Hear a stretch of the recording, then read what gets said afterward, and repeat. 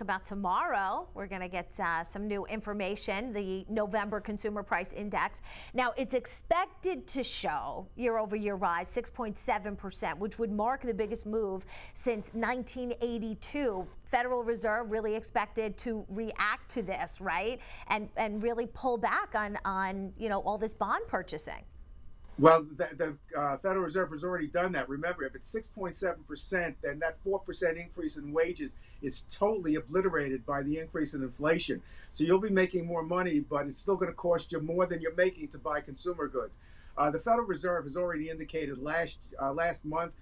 Powell, the chairman, already probably foresaw this. They get numbers before we see them.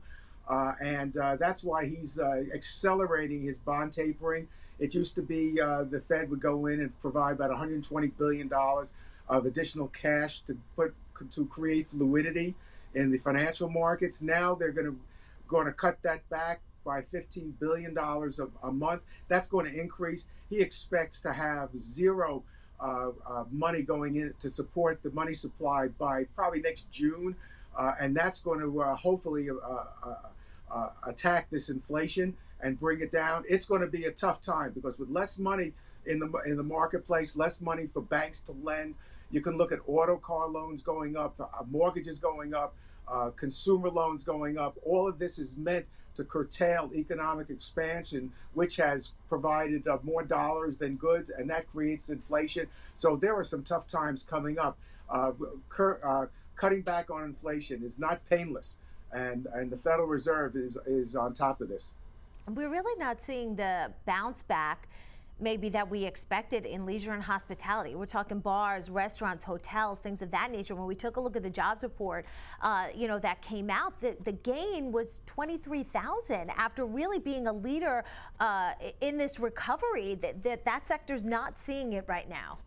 Well, that's restaurant and hotels and hospitality. That's been the biggest job loser. It's the biggest component of the reduction in gross regional products of the tri-state area. That's not going to come back until people feel comfortable of going into a restaurant. Look, we're having a culture battle, if you will. New York City says you can't go into a restaurant, movie theater, or any kind of entertainment venue unless you provide a vaccination card. Not the same on Long Island or in certain other New Jersey or in Connecticut. So there are different standards. But clearly, people are concerned about going into a restaurant and seeing everybody without masks. That's causing a problem. That's where most of the job loss and the lower earning people need to get back into this workforce, and that's going to be a problem. I don't see this changing for the near future unless the pandemic really ceases dramatically.